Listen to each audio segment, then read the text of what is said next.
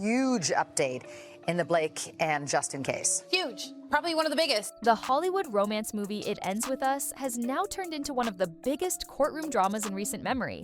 Lively had previously filed her own lawsuit against Baldoni, accusing him of sexual harassment during the production of It Ends With Us. Blake Lively versus Justin Baldoni.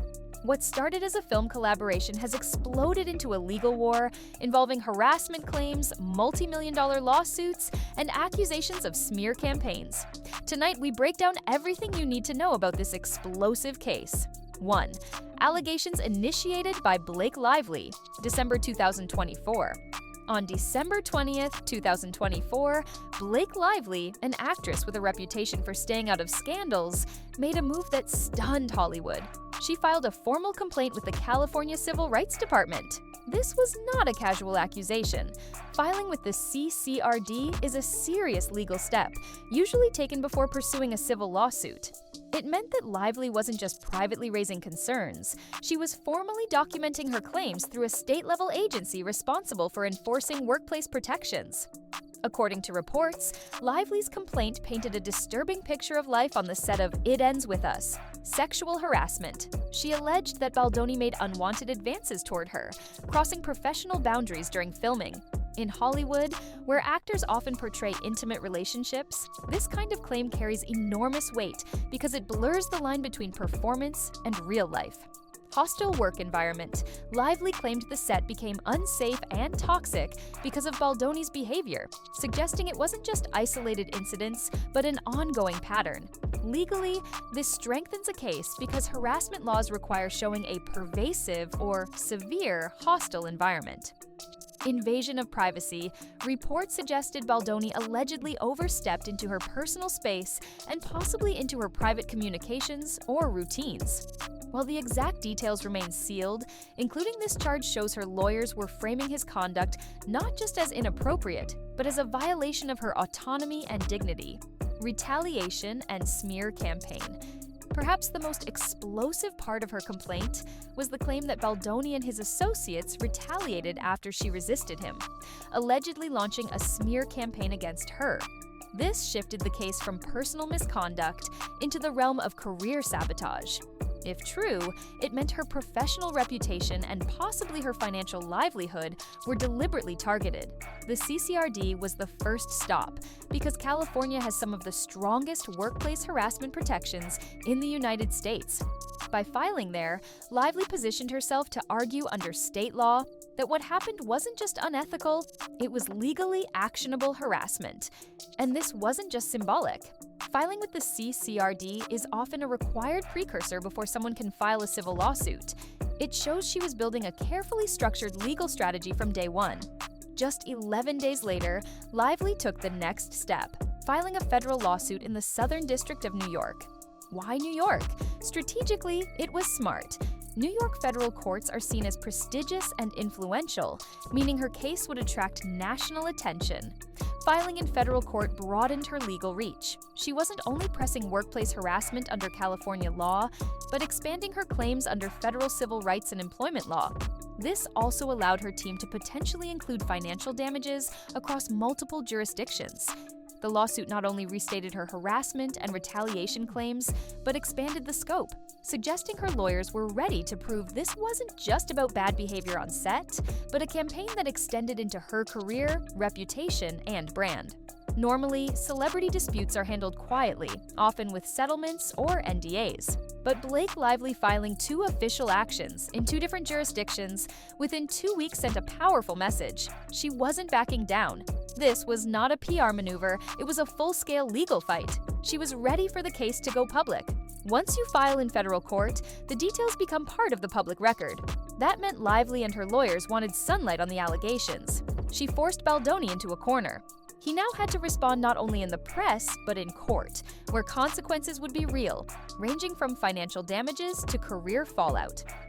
2. Justin Baldoni's countersuits and timeline. When Blake Lively went public with her complaint and lawsuit in December 2024, it immediately put Justin Baldoni on the defensive. But instead of quietly contesting her claims, Baldoni launched an extraordinary legal counterattack, one that revealed just how high the stakes were for his career and reputation. On the very same day, Lively filed her federal lawsuit in New York. Baldoni sued the New York Times for a staggering $250 million. His argument? That the Times' coverage of Lively's harassment allegations had unfairly branded him guilty in the public eye before any court had weighed in. This wasn't a random choice. The New York Times is one of the most powerful media outlets in the world. By going after them, Baldoni was sending a signal. He believed the press had amplified Lively's accusations irresponsibly. He wanted to reframe the story, not as Lively versus Baldoni, but as a man destroyed by media sensationalism. And that enormous figure, $250 million, wasn't just about money. It was a public relations weapon. But Baldoni didn't stop there. Just over 2 weeks later, he filed an even bigger lawsuit, $400 million, this time directly against Blake Lively, her husband Ryan Reynolds, and several others in their circle. This filing was explosive. It accused them of extortion, claiming they tried to pressure him behind the scenes, leveraging false allegations to force money or concessions out of him.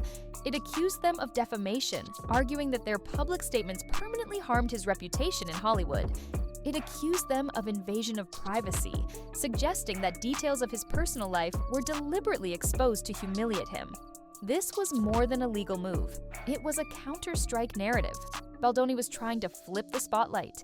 Instead of being seen as the aggressor, he was positioning himself as the target of a calculated campaign by Hollywood power players. Adding Ryan Reynolds to the suit was particularly striking. Reynolds wasn't directly involved in It Ends With Us, but as Lively's husband and a global superstar, he symbolized the weight of the support behind her. By suing him, Baldoni essentially accused Reynolds of using his influence to amplify the accusations and destroy Baldoni's career. By late January, the court consolidated all these lawsuits, Lively's, Baldoni's, and the New York Times case, into a single massive proceeding. This wasn't just a legal dispute anymore. Pause.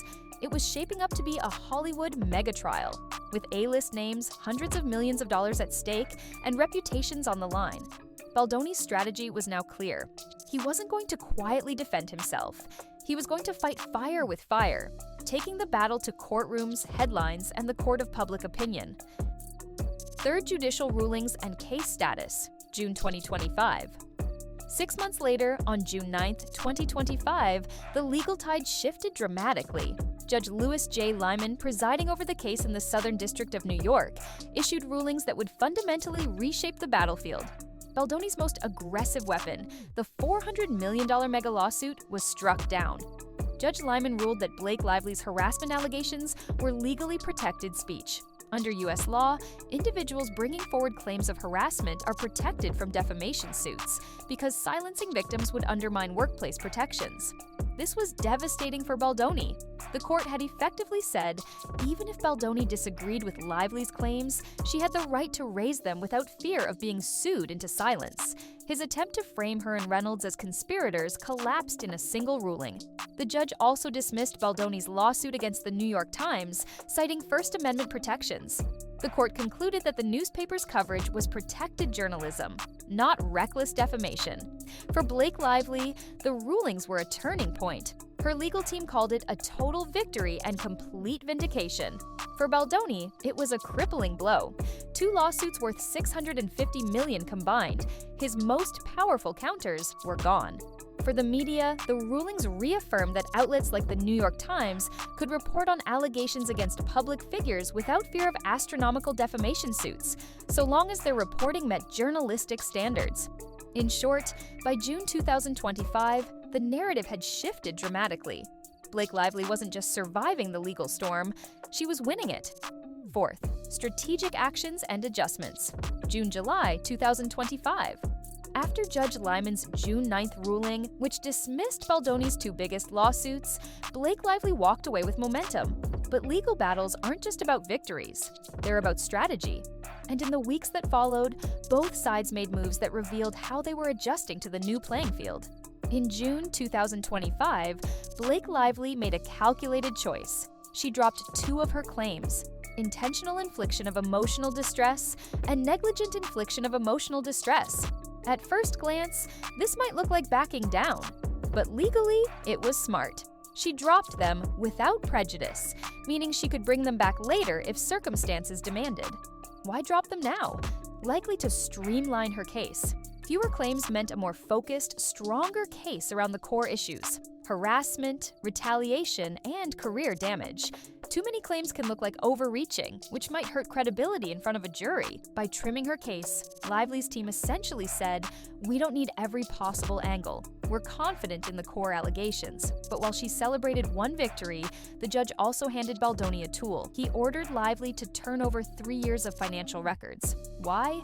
Because part of Lively's lawsuit sought damages tied to her hair care brand, which she claimed suffered a 56 to 78% sales decline after Baldoni's alleged smear campaign. Baldoni's lawyers argued if she says his actions hurt her business, then they had a right to examine the numbers. Judge Lyman agreed, requiring Lively to provide detailed income and expense reports. This was significant for 2 reasons. Exposure. Lively's private business finances, normally kept out of public view, were now evidence in a federal case. Risk. If the numbers didn't clearly match her claims of decline, Baldoni's team could argue she exaggerated damages. As part of discovery, Lively's deposition was scheduled for July 31st, 2025, and her obligation to answer hours of questions under oath. For Baldoni, this deposition was an opportunity to test her credibility and potentially gather statements to challenge her in trial. For Lively, it was another high-stakes moment. One slip, one inconsistency could weaken her entire case.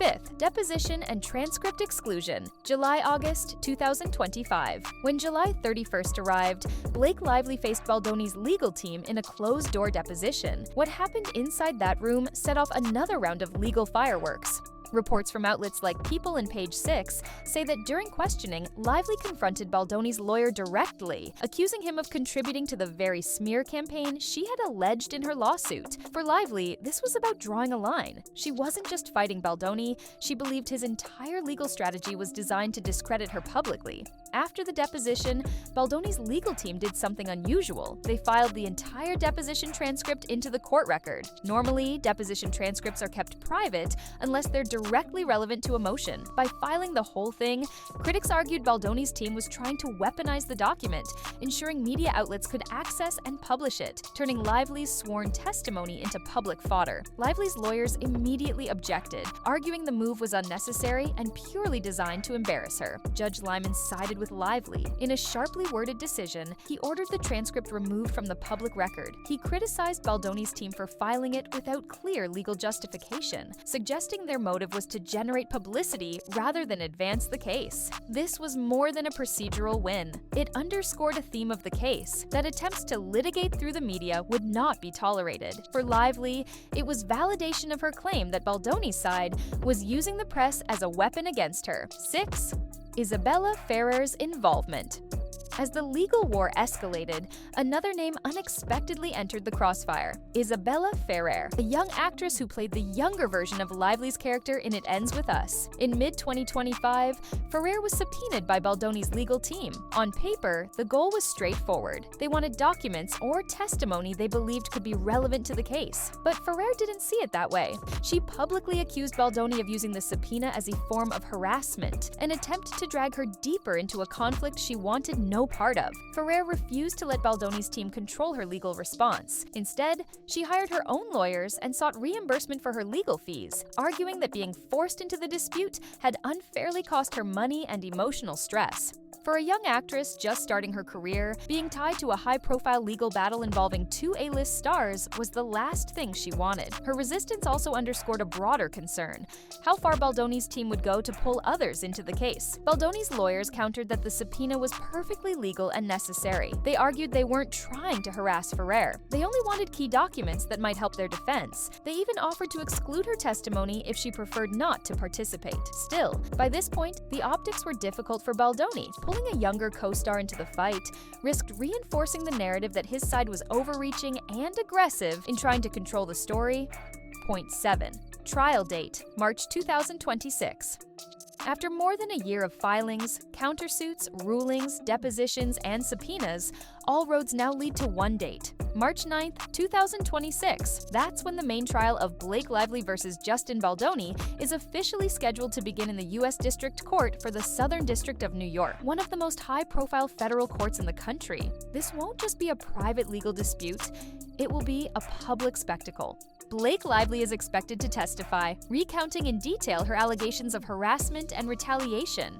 Justin Baldoni will almost certainly take the stand as well, directly challenging her story under oath. With Ryan Reynolds named in earlier filings, his involvement, whether through testimony or public presence, adds another layer of Hollywood star power. For Lively, the trial is about vindication and accountability. If the jury sides with her, it will cement her as a powerful figure who stood up against harassment at the cost of enormous personal and professional stress. For Baldoni, the trial is existential. A loss would not only bring financial damages, but could end his career in Hollywood, branding him with a stigma that would be nearly impossible to overcome. Lively's financial records, already ordered into discovery, will become part of the trial. That means jurors and the public will hear whether her claims of a 56 to 78% decline in her hair care brand sales were directly tied to Baldoni's alleged smear campaign. Trials like this are rare. It's not often that two major Hollywood stars end up across from each other in federal court. Media outlets have already described it as a future blockbuster trial. Massive press coverage, public spectacle, industry attention. At its core, the trial will ask a jury to decide, did Baldoni engage in harassment, create a hostile work environment, and retaliate against Lively? Did his actions directly damage her career, reputation, and business interests? Or, as Baldoni argues, is he the victim of a coordinated smear campaign designed to extort money and ruin him? The answers will decide not just financial damages, but also whose story the public believes. This trial has the potential to become one of the most significant Hollywood legal battles since the Johnny Depp versus Amber Heard saga. But it may be even bigger. In other words, March 9th, 2026 isn't just a date on the calendar. It's the day Hollywood walks into a courtroom to watch reputations, careers, and credibility collide. From shocking allegations to multi-million-dollar lawsuits, the Blake Lively versus Justin Baldoni case is shaping up to be one of the most dramatic Hollywood legal battles ever. Do you think Lively will prevail when the trial begins, or could Baldoni turn the tables? Let us know your thoughts in the comments, and don't forget to like, subscribe, and hit the bell for more updates as this courtroom drama unfolds.